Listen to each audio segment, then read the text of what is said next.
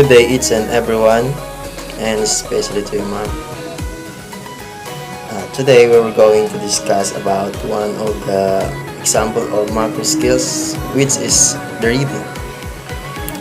But before that, I'm going to introduce myself first.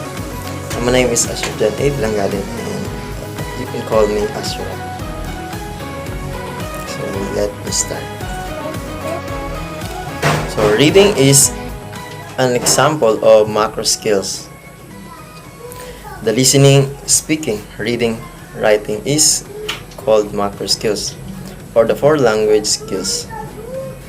But let's just focus on reading. So question, what is reading? Reading is a receptive skills in written mode. It can be developed independently of listening and speaking skills, but often develops along with them, especially in societies with a highly developed literary tradition. So as we observe in the illustration, there are four language skills that are related to each other in two ways. First, the direction of communication, in or out. Input is sometimes called reception, and output is sometimes called production. So reading is the perceptive skills in writing. In what way? So when we are reading, we talk about all the information or the main point and the best idea in the text that enable us to write. So reading can help build vocabulary that helps listening comprehension at the later stage particularly.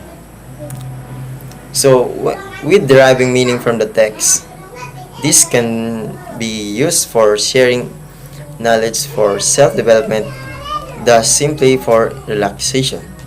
By simply reading, you can acquire knowledge and information from the book or by newspaper, and it can early prepare us to the future by reading, because when we are reading, it allows us to experience the observation and the awareness of author that lead us to have a better way in all decision.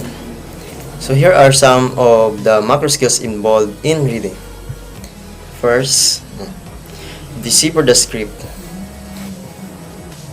In an alphabetic system or syllabary, this means establishing a relationship between sound and symbols. In a pictograph system, it means associating the word with written symbols. So if you are reading, this is one of the skills that is need to improve, or in order to make you easily identify the meaning of a symbol, which is what the author used to express. So we have to associate the word with written symbols, or establishing relationship between sound and symbols. Next is recognize vocabulary. When we read, we do recognizing vocabulary while reading in order to understand the meaning of a word by searching to define the exact meaning, and it can help us to increase our vocabulary understanding. Next is pick out the keyword, such those identifying topic and main ideas. When we read, we do pick keywords, such the place where the events happen and the significance event, the time, or what the new update happened in our society if we read a newspaper, and all the important details to make us easily analyze the context. So next is figure out the meaning of words, including unfamiliar vocabulary from the written context. So when we are reading,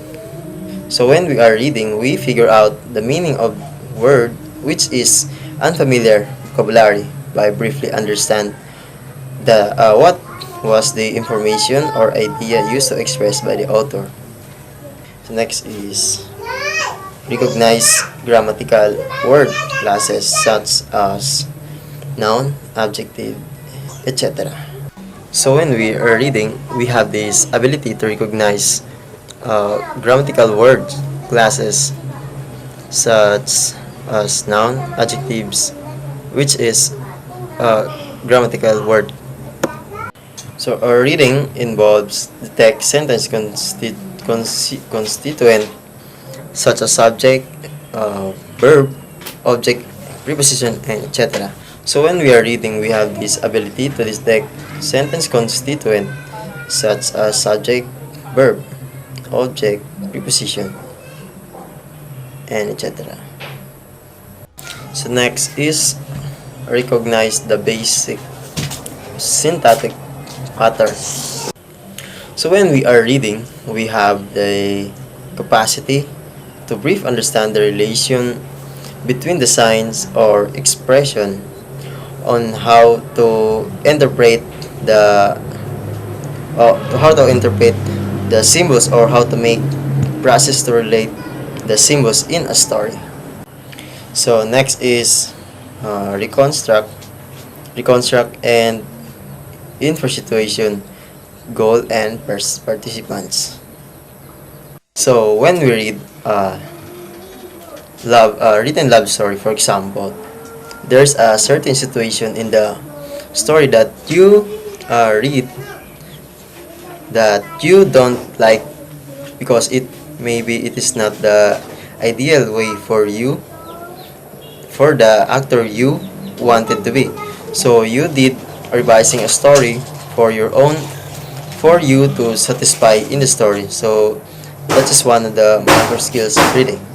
So next is the use of both knowledge of the word and lexical and grammatical cohesive device to make the foregoing inference and interlinks and connection among the parts of text.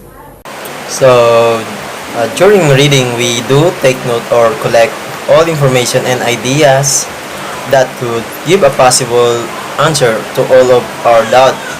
But in order to make a possible answer, the process must flow on two methods by which all the knowledge will combine to analyze in order to give a possible answer or conclusion. So the last is get the main point or the information, most important information.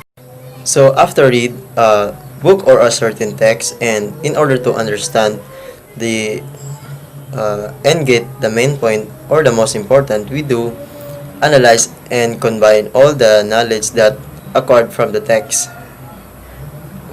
And after the process, we can get the main point or the most important information, or what we call the conclusion. So that's all for today, and I hope you enjoyed the video and you learned something from it, and thank you for watching.